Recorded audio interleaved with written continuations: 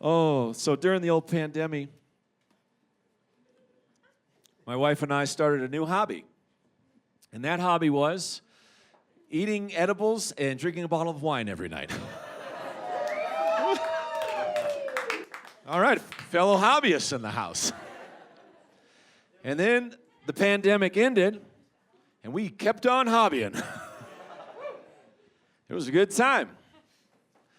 And then we started seeing friends who were, well, they wanted to take their hobby and turn it into a full-time profession.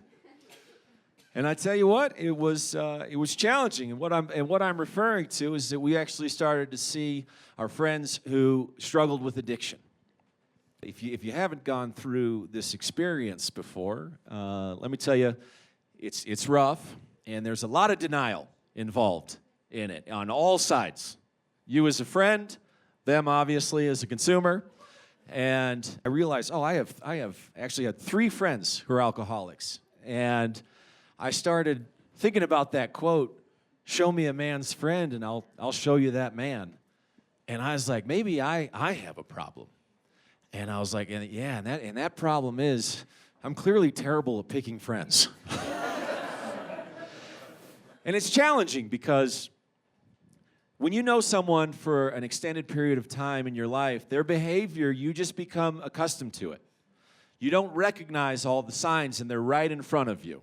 You don't recognize it until it's too late. It's like the frog in the boiling water, right? The frog stays in a pot of water, the water boils, it will not jump out. It's too late. But I have learned from going through it 3 times that there's actually a couple ways that you can start to spot it. Well, first of all, in Alcoholics' Blood, alcohol content is point always.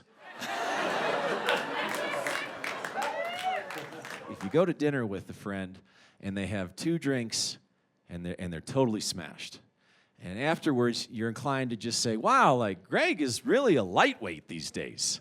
Man, I can't believe 2 drinks, he's trash." Those are Greg's 35th and 36th drinks of the day. And you need to start looking for your friends who drive Teslas.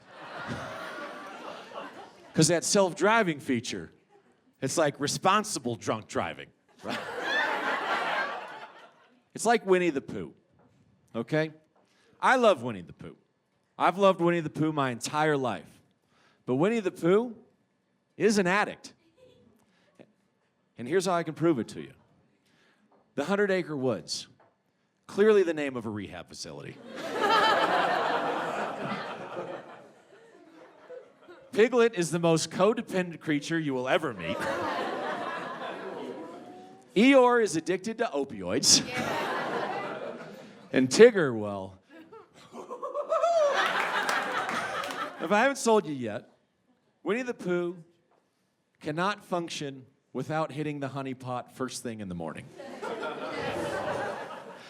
He gets so high, he forgets to put his pants on every day.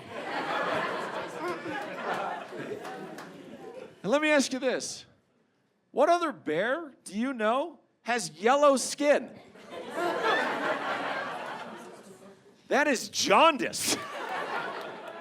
And once you got the Jondi, you're a Gandhi right there. And I know that because one of my friends had jaundice as a result of alcoholism. And for those of you who don't know jaundice, don't worry about it. I only knew as a result of seeing it with my friend. It's where your organs start to shut down and bile builds up in your body, and your skin looks like you were dipped in yellow highlighter, or maybe a big bowl of egg yolks. That's what jaundice is. And it can be from alcoholism or yellow fever, like from mosquito bites. And this friend, I gotta say, I was there with him when he had jaundice. It was real rough, but he's been sober for 3 years now. Give it up for him. You know what? I should really rephrase that. He's been as sober as an urn of ashes can be.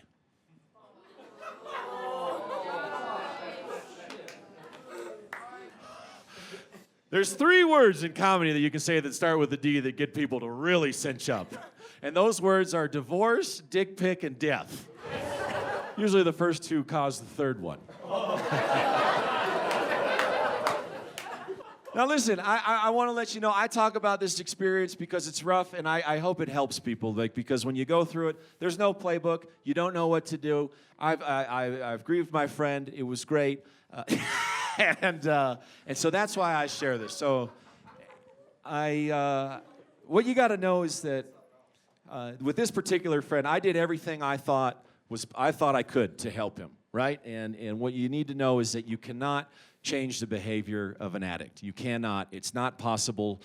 You want to try because we're human beings and we want to help people, but you just can't do it. All you can do is love them.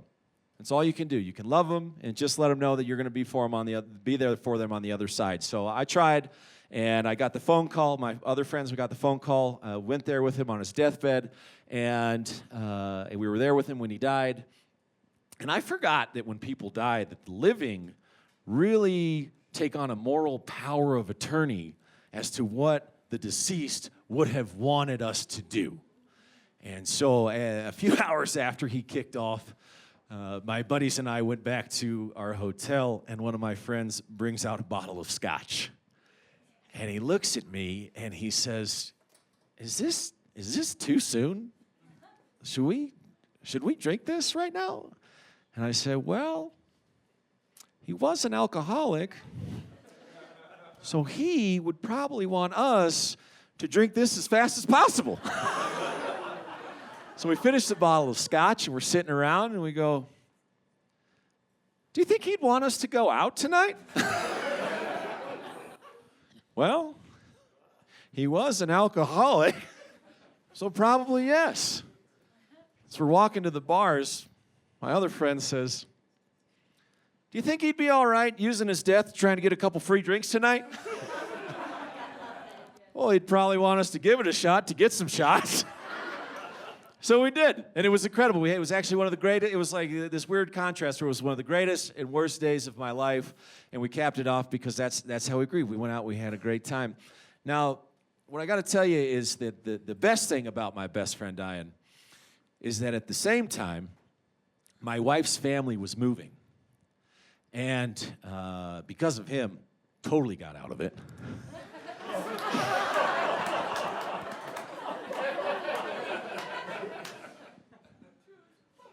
Because the only thing worse than watching someone you love die is helping someone you love move. Because when you help someone you love move, you got to carry 30, 40 boxes by yourself. But when someone you love dies, you only have to move one box, and you have 5 friends to help you move it.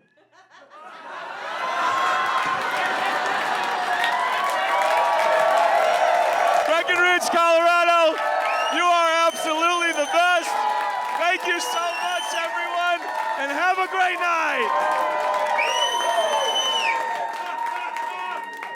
I was wondering if that was going to work.